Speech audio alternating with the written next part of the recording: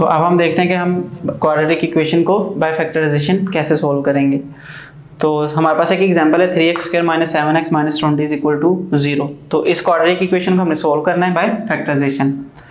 तो फैक्टराइजेशन में सबसे पहला काम हमने क्या करना होता है, जो हमारे पास x² वाली टर्म है और हमारे पास जो कांस्टेंट है, इनको हम आपस में क्या करेंगे, मल्टीप्लाई। यानी इस टर्म को हम इस लास्ट टर्म से क्या करेंगे, मल्टीप्लाई। तो 3x² को हम मल्टीप्लाई करेंगे -20 के साथ। 3x² को -20 से मल्टीप्लाई करेंगे तो ये टर्म हमारे पास क्या आ जाएगी, -360x²। ठीक है। अब मल्टीप्लाई करने के बाद हमारे पास यहाँ पे दो तरह के साइन आ सकते हैं, माइनस का साइन आ जाएगा या प्लस का साइन आएगा। तो हमने यहाँ पर ये हमारे पास साइन मैटर करता है, क्योंकि हमने फैक्टराइज करना है इसको, हमने इसके दो फैक्टर्स फाइंड करने हैं इस इक्वेशन के जो इसको सेटिस्फाई करें। तो उन फैक्टर्स का मीनिंग क्या है हमारे पास, कि हमने दो ऐसी वैल्यूज फाइंड करनी है जो इस इक्वेशन को सेटिस्फाई करें। तो वो दो फैक्टर्स हमने फाइंड करने हैं, उसके लिए हमें क्या करना होगा, इसकी मिड टर्म ब्रेकिंग करते हैं। एक मेथड इसका क्या है, जब हमारे पास स्टैंडर्ड फॉर्म होगी या जनरल फॉर्म होगी क्वाड्रेटिक इक्वेशन की, तो फिर हम क्या करेंगे, इसकी मिड टर्म ब्रेकिंग करेंगे। यानी ये जो मिड टर्म है हमारे पास, इसको हम दो वैल्यूज में क्या करेंगे, ब्रेक करेंगे। तो उन दो वैल्यूज में ब्रेक करने के लिए हमारे पास यहाँ पर अगर माइनस का साइन आता है, ठीक है, आफ्टर मल्टीप्लिकेशन अगर हमारे पास यहाँ पे क्या आता है, नेगेटिव साइन आता है, तो फिर हमारे पास जो हमने फैक्टर्स न्यू फाइंड करने हैं, दो वैल्यूज हमने, जिन वैल्यूज में हमने इस मिड टर्म को क्या करना है, ब्रेक करना है, उनको फाइंड करने के हमारे पास कुछ रूल्स हैं कि हम वो कैसे देखेंगे कि अगर ये माइनस का साइन है तो फिर वो दोनों वैल्यूज जिसमें हमने इस मिड टर्म को ब्रेक करना है, वो दोनों फैक्टर्स क्या होंगे, एक प्लस का फैक्टर होगा, एक माइनस का फैक्टर होगा। तो जो दोनों वैल्यूज होंगी उन दोनों के साइन ऑपोजिट होंगे, एक माइनस की होगी, एक प्लस की होगी। तो बोथ वैल्यूज, ये फैक्टर हम कह सकते हैं, बोथ वैल्यूज विल हैव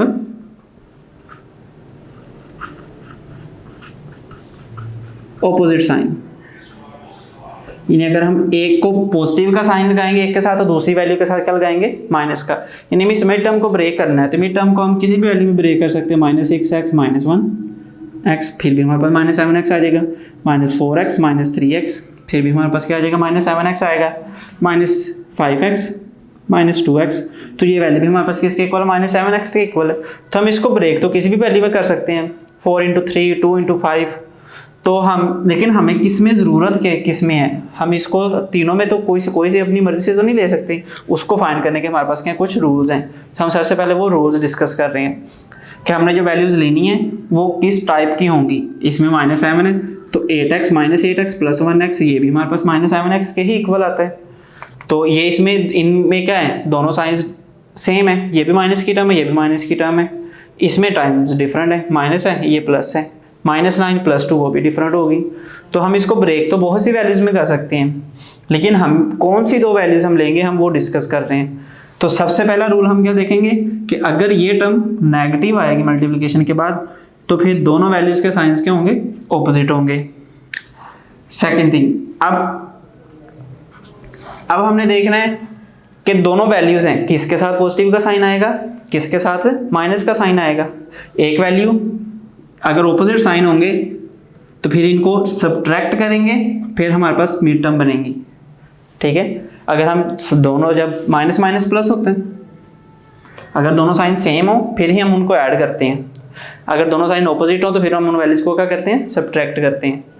तो अब आफ्टर सब्ट्रैक्शन हमारे पास ये वाली वैल्यू आनी चाहिए, यानी 8, अगर हम ये टर्म लेते हैं -8 + 1, तो अगर हम इनको ऐड करते हैं यानी 8 + 1, साइंस को इग्नोर करेंगे, 8 + 1, फिर तो हमारे पास 9 आएगा। हमें इनको क्या करना होगा, माइनस, फिर हमारे पास क्या आएगा, 7, और दोनों में से जिस वैल्यू का साइन ग्रेटर होगा वो 7 आ जाएगा। 8 का साइन ग्रेटर है, 7 8 माइनस आ जाएगा। तो आफ्टर सब्ट्रैक्शन हमारे पास मिड टर्म वैल्यू आएगी। तो सेकंड रूल में हमने देखना है कि प्लस का साइन किसके साथ आएगा और माइनस का साइन किसके साथ आएगा। तो जो सेंटर वैल्यू का साइन होगा वो बड़ी वैल्यू के साथ आएगा, और जो दूसरा साइन होगा वो हमारे पास छोटी वैल्यू के साथ आएगा। तो साइन ऑफ सेंटर वैल्यू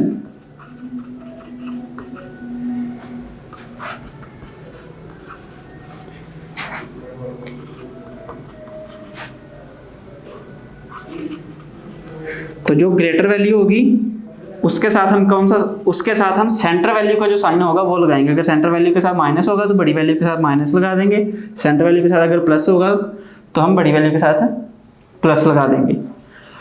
तो अब हमने इसको क्या करना है, एक तो हमने ये देख लिया कि दोनों वैल्यूज का साइन ऑपोजिट होंगे, दूसरा हमने देख लिया कि दोनों को हम जब सब्ट्रैक्ट करेंगे फिर हमारे पास ये टर्म बनेगी, मल्टीप्लाई करके ये बननी चाहिए, सब्ट्रैक्ट करके हमारे पास ये टर्म आनी चाहिए सेंटर वैल्यू। और इसके अलावा हमारे पास क्या हो सकता है, तो ये हमारे पास इसके कोई दो रूल्स हैं, तो हमने ये इनको क्या रखना होता है, चेन में रखना होता है। तो ये हम तीसरा वो सब्ट्रैक्शन वाला रूल भी लिख सकते हैं कि after subtraction we will get mid term.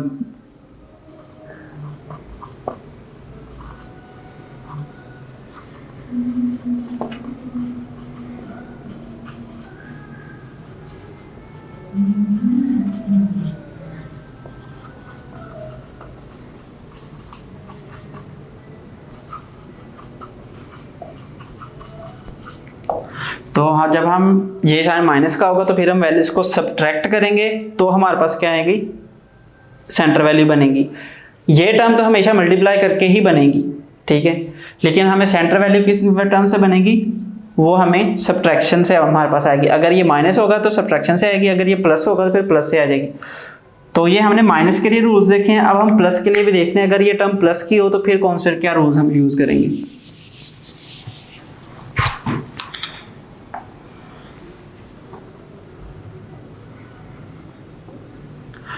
तो अगर ये वैल्यू हमारे पास क्या आ जाती है, लेट्स सपोज ये प्लस की आती, अगर ये टर्म हमारे पास क्या आ जाती प्लस में, तो फिर हमारे पास क्या रूल्स होते हैं, यहाँ पर हमारे पास क्या था, both values will have opposite sign. यहाँ पर हमारे पास क्या होंगे, both terms will have same sign. तो अगर हमारे पास ये प्लस का होगा तो दोनों टर्म्स के साइन क्या होंगे, प्लस के होंगे या दोनों माइनस के होंगे, क्योंकि दोनों टर्म साइन हमारे पास क्या होंगे, सेम होंगे। दोनों माइनस या दोनों टर्म्स हम या तो माइनस की लेंगे या दोनों टर्म्स हम क्या लेंगे, प्लस की। हम यहाँ पे लिख भी सकते हैं माइनस माइनस और प्लस प्लस, दोनों टर्म्स हमारे पास या माइनस में आएंगी दोनों, या दोनों प्लस में आएंगी। अब दोनों माइनस की आएंगी या दोनों प्लस की आएंगी, तो जो सेंटर वैल्यू का साइन होगा वो दोनों टर्म्स के साथ आएगा। तो सेकंड हमारे पास क्या होगा, centre value sign will be with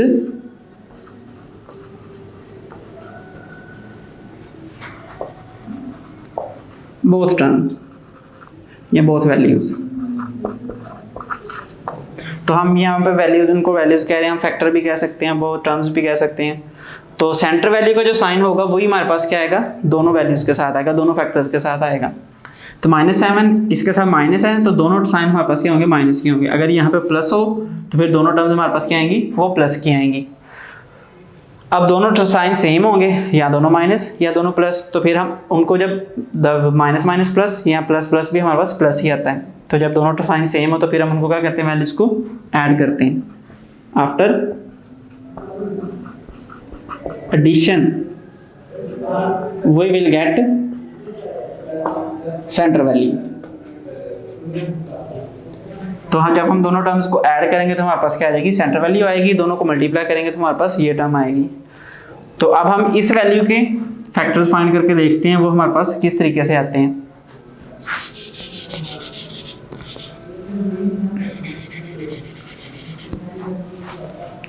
तो यहाँ पर हमारे पास क्या माइनस है, तो फिर हम क्या करेंगे, दोनों वैल्यूज क्या होंगे, ऑपोजिट साइन होंगे। तो हम दोनों साइन, तो यहाँ पे दो वैल्यूज लेंगे, उनको क्या ले लेंगे, ऑपोजिट साइन ले लेंगे। अब हमने ऐसी वैल्यूज देखनी है जिनको मल्टीप्लाई करें तो हमारे पास ये टर्म बने, जिसको सब्ट्रैक्ट करें तो हमारे पास ये टर्म आए। क्योंकि यहाँ पे माइनस है, दोनों वैल्यूज को सब्ट्रैक्ट करके ये टर्म बनेगी, उनको मल्टीप्लाई करके हमारे पास ये टर्म आ जाएगी। तो अब हमने ऐसे फैक्टर्स ढूंढने हैं जिनको मल्टीप्लाई करें तो 60 आता हो। तो 60 को अगर हम 1 से मल्टीप्लाई करें तो भी 60 आता है।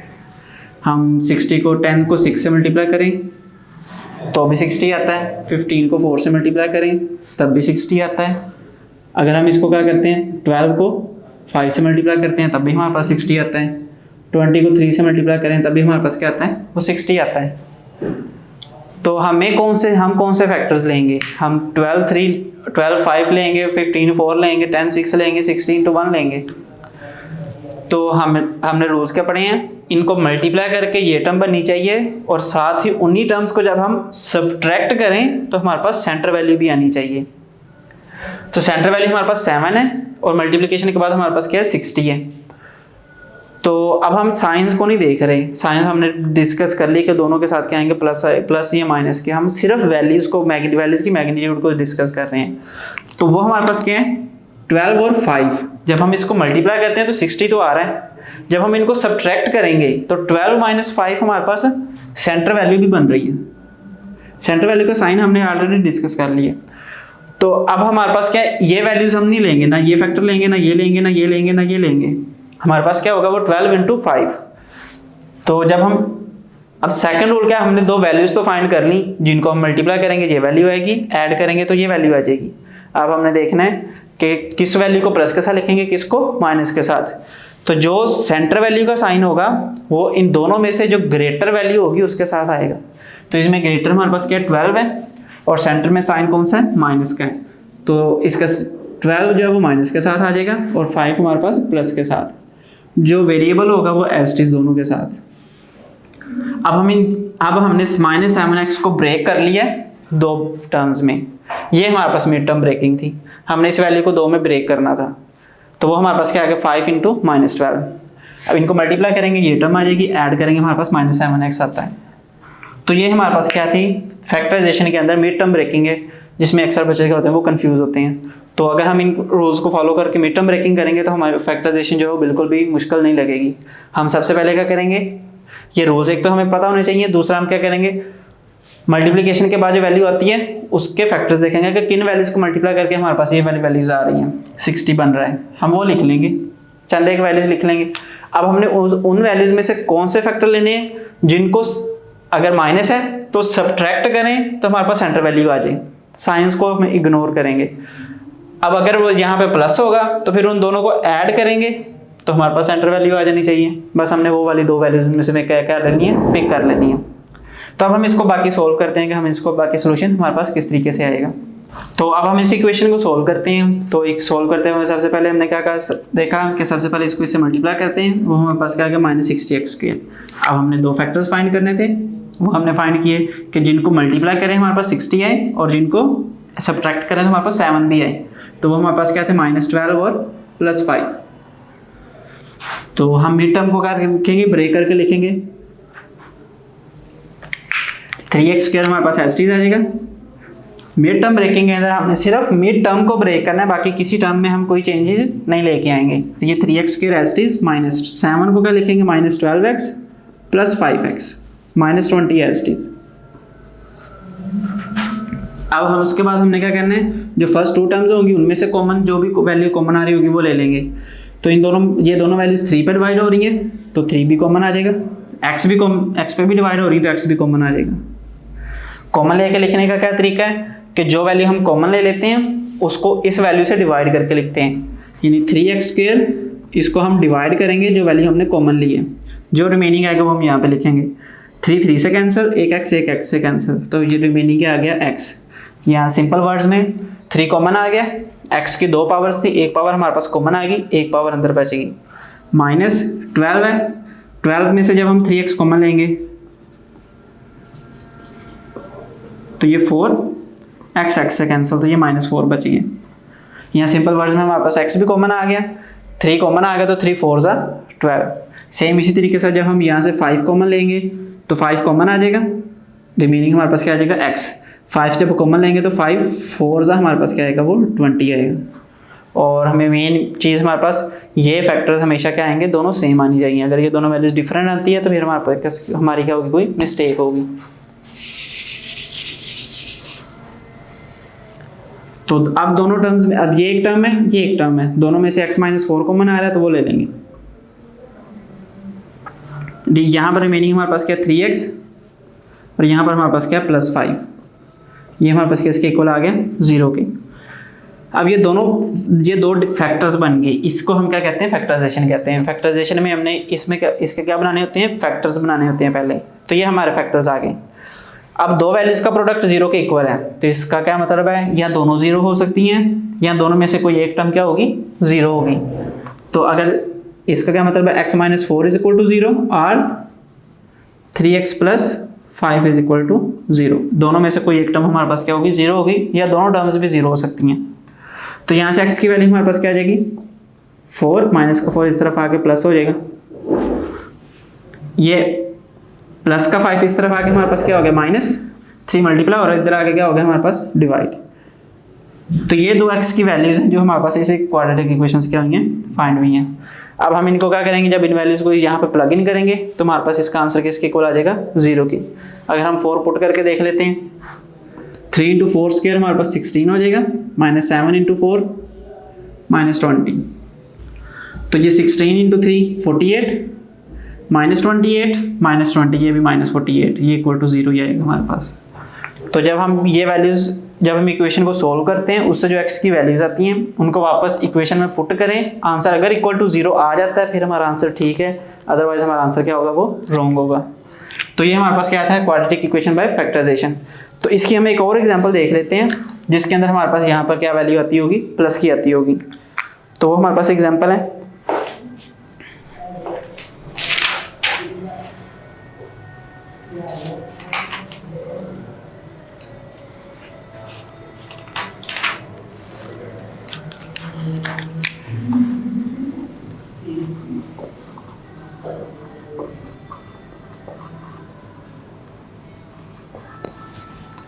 तो इसमें हम एग्जांपल ले लेते हैं, x² - 5x + 6 is equal to 0। ये सिर्फ समझाने के लिए एक सिंपल सी एग्जांपल है हमारे पास। तो इसमें हम इसको इस टर्म से मल्टीप्लाई करेंगे तो हमारे पास रिमेनिंग का क्या आ रहा है, 6 को x से मल्टीप्लाई करेंगे तो 6x²। अब यहाँ पे इसके साथ क्या है, प्लस का साइन है। तो अब जो हमने प्लस के लिए रूल्स लिखे थे यहाँ पर क्या होंगे, वो वाले रूल्स यूज होंगे। तो हमने सबसे पहले क्या देखना है, ये टर्म प्लस की है, तो जो दोनों फैक्टर्स हम फाइंड करेंगे वो दोनों क्या होंगे, उनके या तो दोनों साइंस प्लस के होंगे या दोनों टर्म्स माइनस की होंगी। कौन सी माइनस का साइन लेंगे, जो सेंटर वैल्यू का साइन होगा। सेंटर में माइनस है, इसका मतलब दोनों साइन वैल्यूज जो हमारी क्या होंगी, वो माइनस की होंगी। अब हमने वो वैल्यूज देखने जिनको मल्टीप्लाई करें तो 6 आता हो, वो हमारे पास क्या है, 6 × 1 6 आता है, 2 × 3, तो ये टर्म्स जिसको मल्टीप्लाई करें हमारे पास 6 आता है। अब ये टर्म प्लस की है, तो हमने फैक्टर्स को जब हम ऐड करें तो हमारे पास सेंटर वैल्यू बननी चाहिए, एक हमने ये रूल डिस्कस किया। तो 6 + 1 तो हमारे पास 7 बन जाता है, लेकिन 3 और 2 को जब हम ऐड करते हैं तो हमारे पास क्या आता है, वो 5 आता है। तो हमारे पास फैक्टर्स क्या होंगे, 2 और 3। तो इसकी वैल्यूज क्या आ गई हमारे पास, 2 और 3, दोनों साइन सेम है, जिसके साथ जो मर्जी वैल्यू लिख सकते हैं, ये 2x - 3x। तो मिड टर्म को हम इन दो वैल्यूज में क्या करेंगे, ब्रेक करेंगे। तो ये x² - 2x - 3x + 6 is equal to 0। Mid term को इन दो वैल्यूज में ब्रेक करके लिख दिया। फर्स्ट 2 वैल्यूज में से कॉमन, तो पहली दो में हमारे पास x ही कॉमन है, एक x कॉमन आ जाएगा, एक x रिमेनिंग है हमारे पास, ये x कॉमन आ गया, यहाँ पर रिमेनिंग आ गया हमारे पास -2। इन दोनों में से हमारे पास क्या है, माइनस कॉमन आ जाएगा।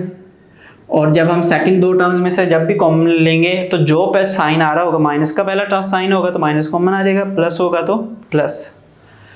3 कॉमन ले रहे हैं, ये वैल्यू भी 3 पे डिवाइड होती है, 6 भी, तो 3 कॉमन आ जाएगा। यहाँ पर रिमेनिंग x है, 3 2 = 6।